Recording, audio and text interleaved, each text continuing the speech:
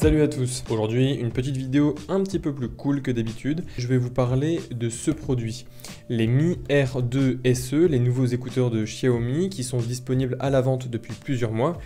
Mais bon moi AliExpress semble m'avoir oublié puisque je les ai reçus qu'il y a 2 jours. Ces Mi R2 SE sont vendus en France à partir de 50 €, mais on les retrouve sur AliExpress aux alentours de 25 €. Et moi ça m'interpelle énormément parce que à côté j'ai les Mi R2, c'est des écouteurs dont je vous ai déjà fait une vidéo que vous pouvez retrouver ici. Et c'est des écouteurs que j'ai depuis déjà plusieurs mois qui m'accompagnent au quotidien. J'ai pas vraiment énormément de reproches à leur faire. Vendus en France aux environs de 100 €, mais trouvables là aussi sur AliExpress à environ moins 50%, donc 50 €. Et donc je tenais vraiment à faire cette vidéo avec vous puisque je vous avais déjà parlé des R2. Vous vous en doutez, globalement, on est sur la même chose avec les R2 SE, donc je ne vais pas vous refaire intégralement une vidéo de test, mais surtout vous parler des différences entre les deux produits et vous allez vous rendre compte que pour moins de 50% du prix, on n'a pas la moitié d'un produit. Donc je vous épargne ce qu'il y a dans les boîtes parce que nous, ce qui nous intéresse, c'est ces nouveaux écouteurs de Xiaomi, les Mi R2 SE et les Mi R2. Donc on est sur deux formes de boîtier assez similaires au premier abord. On voit quand même au niveau de la taille que le boîtier des Mi R2 est légèrement plus compact. On se rend quand même compte que ce boîtier-là est un petit peu plus petit. Toujours sur les boîtiers, ils permettent une recharge via USB type C.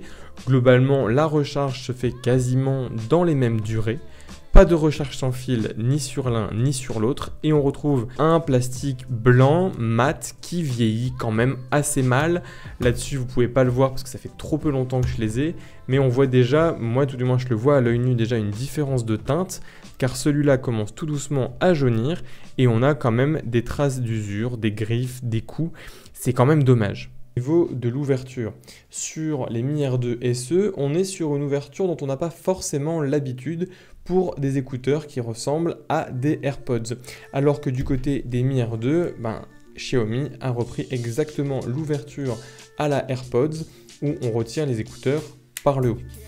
En parlant de retrait des écouteurs, déjà je vais donner un bon point, c'est pour les Mi R2, puisque au niveau du retrait, on est sur quelque chose de beaucoup plus aisé à retirer, alors que sur les Mi R2 SE, on n'a pas de prise, on n'a pas d'accroche, on est obligé de venir chercher par le haut pour l'enlever, c'est un petit peu moins intuitif. Une fois que les écouteurs sont sortis des boîtiers respectifs, on arrive sur une deuxième différence.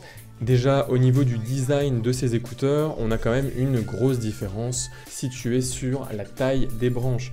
Regardez cette différence de taille, ça peut vous paraître très peu, mais pour moi ça veut dire beaucoup.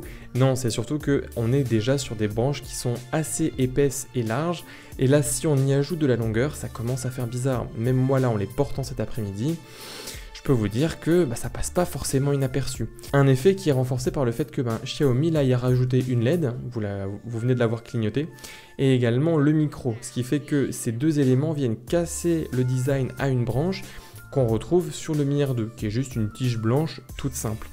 Là ça devient un petit peu plus chargé, et puis cette LED qui clignote, ça fait très cheap, on a vraiment l'impression d'avoir des écouteurs à 30 € dans la main. Si on se concentre vraiment sur le bourgeon des écouteurs, on se rend compte tout de suite sur les Mi R2 qu'il y a le capteur ici de présence de port qui n'est pas présent ici pour une raison toute simple. C'est pas qu'il est absent, c'est juste qu'il a été placé à l'intérieur des grilles. Et à ce niveau-là, il est même mieux intégré puisqu'il ne se déclenche pas lorsqu'on le place dans une poche. C'est un des gros problèmes de ce capteur, c'est qu'il suffit tout juste de recouvrir le capteur et la musique se relance. Donc si je la tiens dans ma main, si je la mets dans ma poche, etc., la musique continue, c'est dommage. Là-dessus, j'ai été très surpris, le capteur n'est pas extrêmement sensible, ce qui a pour avantage, je peux même le laisser dans une poche, dans ma main, etc., il ne va pas se redéclencher. On retrouve également des embouts un petit peu moins épais. On voit les ouvertures ici qui sont un petit peu plus importantes sur les Mi R2 et pas vraiment sur les Mi R2 SE. les mêmes problèmes qu'on retrouve de ce côté-là, hein. On voit bien que les Mi R2, l'ouverture est un petit peu plus importante. Globalement, ce que ça veut dire, c'est que les Mi R2 ont un son qui est quand même meilleur. Là-dessus, je vais pas vous mentir, mais pour autant, les Mi R2 SE procurent un son qui est plus qu'honnête. On a de la basse, on a des aigus et des médiums. Franchement, pour 25 € et même, on va dire, jusqu'à 50 € si vous les achetez en France, vous pouvez pas vraiment vous tromper. Une différence sonore qui pourrait également s'expliquer par le non-support de certains codecs sur les Mi R2 SE. Et ben oui, il faut quand même essayer de justifier ce prix bas. Enfin, dernière grosse différence physique entre ces écouteurs, et elle tient du fait de comment sont placés les écouteurs dans la boîte, c'est surtout au niveau du système de recharge.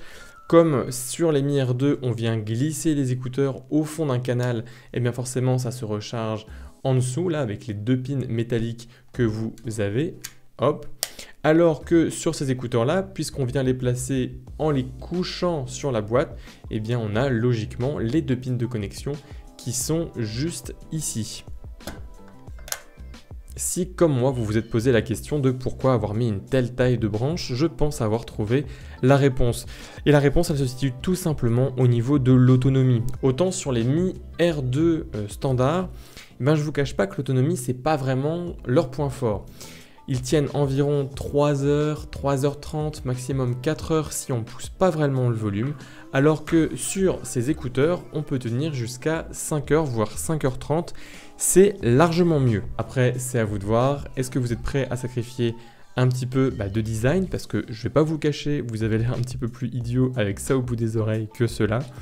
Mais quand même pour une autonomie qui est largement supérieure. Une autonomie supérieure qu'on retrouve également au niveau des boîtiers, puisqu'en rechargeant les écouteurs, celui-là permet d'étendre l'autonomie des écouteurs de 20 heures, alors que sur les Mi R2 classiques, c'est 14 heures. Concernant les micros, eh bien il n'y a trop rien à dire. Sur les deux écouteurs, les micros marchent de la même façon et on m'entend avec la même clarté. Une clarté que l'on retrouve également dans le son, puisque même si je vous ai dit qu'effectivement les Mi R2 SE étaient un petit peu moins bons que les Mi R2, on reste quand même sur un niveau plus que correct. Je tiens également à soulever un petit bémol, moi sur mon Mi 10, je n'arrive pas à avoir la fenêtre de connexion automatique, un peu type Apple. C'est un peu dommage et c'est peut-être lié au fait que j'ai acheté les écouteurs en Chine. Donc voilà, si c'est quelque chose qui vous tient à cœur, regardez peut-être plus vers un achat en Europe. Et donc voilà ce que j'avais à vous dire sur ces écouteurs. Donc les Mi R2 et les Mi R2 SE et globalement leurs différences. Vous l'avez vu, globalement la plus grosse différence, eh ben, elle se situe surtout sur le prix. On est quand même à un prix 2 fois supérieur sur les Mi R2.